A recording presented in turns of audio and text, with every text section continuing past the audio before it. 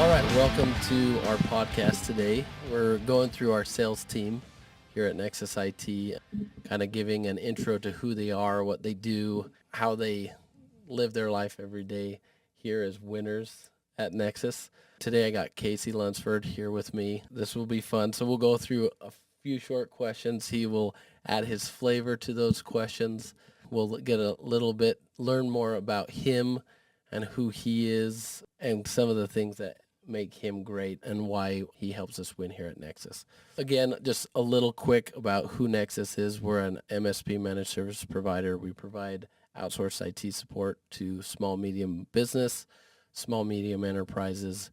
We do a lot in cybersecurity, a lot of projects, email migrations, a lot of Microsoft 365, those sort of things. That's kind of in a nutshell who we are. We solve issues and make people happy. At least we try, right? We do try. All right. So, Casey, tell us a little bit about what you do every day in your role on the sales team here at Nexus. Of course, I work in business development, and my whole role at Nexus IT is to meet with potential client or a current client, and we kind of go over the overall need. What is the need now? And what is the need in the future, right? We always want to look into the future of, what are the possibilities? Like, where do you see the company within 5 and 10 years, and where are you wanting to take it? And so a lot of the conversations I have, I would say, we get in a lot of conversation about infrastructure and securing that infrastructure, as well as getting into like the actual cybersecurity that's involved in all that infrastructure. What does that organization do, and what cybersecurity framework do they align with, right? And we try to design a solution and follow the practice that's within that cybersecurity framework on what that solution will be. Because, as the world and modern day society today, it's becoming more and more cybersecurity focused. There's a lot of demands, especially within legislature of itself. And that's the whole idea, is to kind of future-proof that solution so they don't have to redo things. Awesome. I want to share a little light upon what makes Casey different than some of our other reps. So typical sales, they've been in sales their whole life. They've done sales. One thing that's very unique about Casey, I kind of think of him as like one of our little secret weapons, is Casey was an engineer for a long time. So when he's talking about building the proper frameworks, understanding the infrastructure, what the business does, he's doing it because he used to be an engineer. Right. He and I are similar that way. We're both engineers, and for whatever reason, we joined the dark side, right? And Right. Yeah. Actually, it's way funner. It's just much funner on the sales team. Yes. Yeah, we have a good time all the time. But it is super cool to see what we're able to do for customers. I love that Casey touched on that we are looking to future-proof, that when we're providing a solution, one of the challenges I think we have is we have to educate our customers. Right. Where they understand their industry and their business very well. Obviously, even better than what we know and understand. But because we work with so many different customers and we're forethinkers and we're, part of, different community events. When I say community, I mean inside the IT community. We're always trying to be at that leading edge, and we have to kind of help them along the path. Yeah. I mean, remember when people were going to cloud in the beginning, people thought it was nuts. No one wanted to do it. There's all these, hesitation to do it now. I mean, how often do we take people to the cloud now? Oh, it's, probably 90% of clientele. We have them in the cloud or we're moving them to the cloud. Just a quick example of one Casey just recently worked on.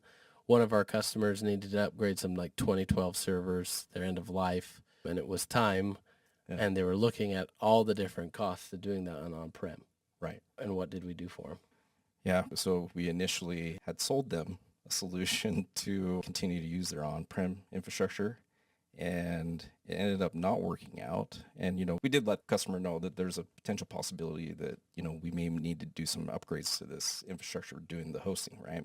Yep. And it ended up not working out. And then, understanding what the costs were with, kind of revamping that infrastructure and trying to make it work, they actually just decided to forego with that particular project and moved to the cloud because the total cost of ownership of itself over time, the cloud was actually cheaper than, maintaining that infrastructure and, all the potential disaster possibilities that kind of come with it being on-prem. It just was no longer worth it to this particular client. Yeah.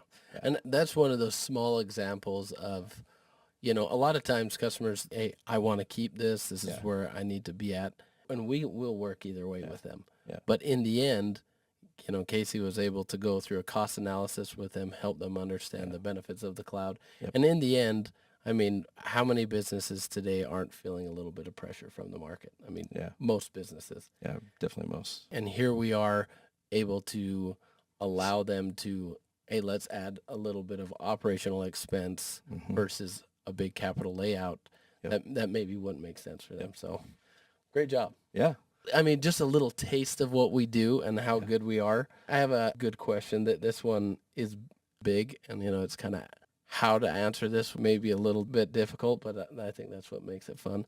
So what are some of the biggest challenges you've faced? And that could be challenges, as an engineer, challenges as a salesperson, or just, working with Nexus IT. And how have you navigated those experiences? Right. So the biggest challenge I've faced so far is just the change in the market itself and the demand there. At one point, I was fine just being more of like this infrastructure guy, right? Having that background within infrastructure. So we're talking systems, servers, networks. I feel very confident there. But, as, just over time with like all these different cybersecurity needs, it's challenge for me is just trying to keep up with the ever-changing society today and what it's asking for. Yeah. It's just more and more to keep up on. So you can actually walk into those conversations, right? And be able to hold a conversation and know what you're talking about. And that's where I see success myself, right? Is being knowledgeable, right? And if you can be knowledgeable and speak, to these different products and solutions, I feel like the more success you have, right? And so for me, it's just trying to keep up with the forever changing world out there when it comes to technology. Absolutely. Yeah. What's funny too is I feel like the goalposts are always changing. I mean, CMMC as an example, the goalposts are like moving on a weekly basis. I mean, it was supposed to be in place, I think, end of last year, and it's still up in the air exactly when it's going to be done. I mean, it's just like when Microsoft moved to NCE, on this date it's going to happen, and then they keep punting it. Yep. And, one of the things that we struggle with, we as IT professionals, is being up to date with all of that stuff. And going back to what you said before, talking about frameworks, one thing that's difficult for people to understand, they hear these security terms like, hey, I need to be compliant. Well, I don't even know what that means. Yeah.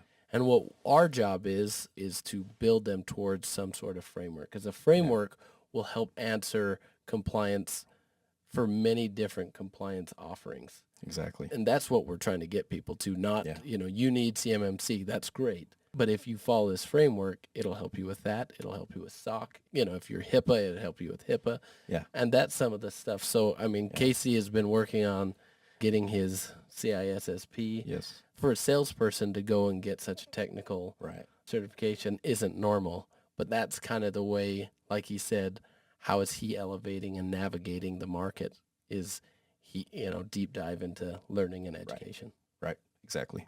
Yeah. It's awesome. All right, next question. I love this one. So are there any books, podcasts, or resources that have had significant impact on your sales leadership, philosophy, or personal development? Yeah.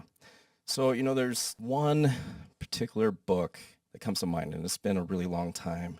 But, one of the keynotes that I got from this book, and by the way, it's called The Sales Challenger by Matthew Dixon, I believe. And, one of the key takeaways that I got out of this book was just the way you go about your sell, right? And so, we're a solutions provider, and you would think that we sell solutions, and yes, we do, But I actually, one of the key takeaways I got out of this book was to kind of change your approach in solutions. It's more, rather than solution selling, you're doing something more like it's a behavior. You're doing insight selling, right? And so I kind of think of it this way. Think of, go to the doctor and you have some sort of deficiency, okay? And the doctor looks at it as a way of like, oh, well, I want to put you on this medication. Well, what comes with medications? Some sort of other complications possibly, right? So I look at it this way. So like, rather than being this doctor that's just going to put you on a medication that may cause other complications, let's actually treat that deficiency and just that deficiency of itself. So is it a vitamin that could take care of this deficiency, and some sort of supplementation? And so that's what I've taken away out of this book, is like actually treating the actual problem and not creating potential other problems, right? Let's just treat just this problem. And that's where kind of insightful selling kind of comes from, right? And that's what I would compare it to. Cool. I love that. Yeah. And it's cool to have worked with you for the past few years and seen that we're looking, especially Casey, looking to solve real issues and go beyond throwing a solution at it. Oh, you have this little thing, let's get this software to solve it. When the software might not be the problem, it could be, it's really a process issue. Right. And we can help you build that process, even though it might not be, we could sell you something, but that's not what you need. Right. Yeah. That's cool. Yeah. Insightful. Yes. All right. Next, this is a good one because this is what I need help with, I think, the most. How do you balance your professional responsibilities and your personal life and interests? I think when you're in sales, you can't really ever turn things off. You got to be available for, these customers and clients are ready to go. You're really working on their timeline, right? Yeah. And if you happen to miss a call, it may be a loss in, opportunity, because there could be another guy in line and this person's just wanting to move now. So, how I balance things is I do try to turn it off, but things are always on, right? Mm-hmm. And, if it's not urgent, it's not necessarily something that I'm going to respond to. But if it is urgent, I will. But, when it comes to balancing life, I try not to necessarily have my phone attached to me, at all times. I try to put that thing away, because I find at times that, if I am looking forward to something or expecting something, I do tend to kind of overlook and pay more attention to my phone than my family and friends, right? Yep. And so I actually put my phone away. And so if you can't get a hold of me over the weekend, that's probably why, because it's in a drawer somewhere. But, when it comes to balance, my family and I, we are outdoor people. We love to be on the lake water, boating, wake surfing, tubing, you name it, wakeboarding, and just creating memories of themselves. We're actually really into off-roading of itself. We've got motorcycles, UTVs, four-wheelers. I get, those things are expensive, but what dad do you know where they have this, son, daughter, or whatever, are they going to remember dad in his Tesla talking about how many miles of the gallon he got? Or are they going to be talking about all that gas that you burned, out in the outdoors, driving, these machines and power sport, vehicles around and, just having fun and creating memories? I mean, they're definitely going to remember all that before they remember dad getting 400 miles to a charge, or, they're 300 or 400 miles to, or not 300 or 400 miles of the gallon, but 40, 50 miles a gallon in their Prius, right? Yeah. That's not something that they're going to remember. So yeah, I mean, that's us in a nutshell. That's awesome. Yeah. And Casey's a man after my own heart. Both he and I love the outdoors and things motorized and fast.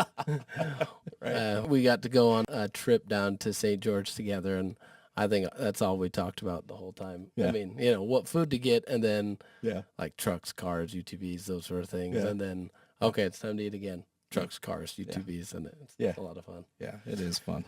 So just building off of that question, and this is like for me to know, In your experience, do you feel like that balance kind of changes throughout time? In the sense that there are times when, there's a big project or something you're working on that the balance sometimes needs to be more in favor to work. Like this is a big project I'm working on. I got to get it done. So I'm going to be devoting extra time. And then there's also times with family or with friends or whatever it may be that, hey, this is more important. I need to take a little bit more time from work so I can focus on that. Has that been your experience? Yeah, I mean, that situation does come up here and there, right? Where, some things really need some additional time, thought, and energy of itself. It's just good to have family that is supportive in those situations, right? Yeah. And it just takes a simple conversation. And I'm always a man that will make a promise. And if I break that promise, I end up making it up in some way, right? Yeah, I love that. Yeah. Yeah, I think sometimes, at least for me, sometimes work can be a little easier to devote time to because it's a different reward system. I mean, especially in sales, Right. you hunt, you kill, you win, you get something, or at work, you get different praises for doing a good job. And at home, sometimes it can be tougher. Some of those rewards don't come. I mean, we both have teenagers. Yeah. And sometimes it's like, are there ever rewards anymore? Right. Yeah. These kids are tough, but something I've learned a lot from Casey is his ability to really focus on family time and give that sort of attention that his kids need, even if he injures himself playing basketball, beating your son though, right? That's right. Yes. Yeah. Yeah. He'll always beat his son at basketball. So That's right. It's on the record. But, I think that's important and it really makes you better at what you do. I mean, because work is a means to an end. And yes, we're very passionate about what we do, but in the end, if things are bad at home, Right. work is hard. Yeah. And if things are bad at work, if you have a good home, at least you can go home to that and those Right. sort of things. But Casey brings a lot of balance there, so I really appreciate that from you. Yeah. Thank you, Jake. Yep. Well, that's really all the time we have for today. I want to thank Casey for coming and joining me today with this. I know these things are never the funnest to get on and talk about yourself. Right. But obviously, we're super pumped to have Casey on the team and all the value he brings, the fun he brings as well. But it is cool to work with people who function at such a high level. And not only are they good with the customers and those sort of things, but they really care. And, Right. That's something I think unique about Nexus. And I'm sure any company would say that, but I live it every day that we do care about our customers. Oh, yeah, definitely. One of our solutions and being able to provide that care is just really creating, a culture within the organization where, the employee is typically first, right? We like to say customer is always first or the client's always first, but really we are an employee first company. And when you do treat that employee, with that kind of culture, it definitely makes a difference in the kind of care that they're going to provide to, the organization's clients, for sure. Yeah, awesome. Well, thank you, Casey. Thank you for coming. And we'll sign off. The way I like to end every time is stay classy, Salt Lake City.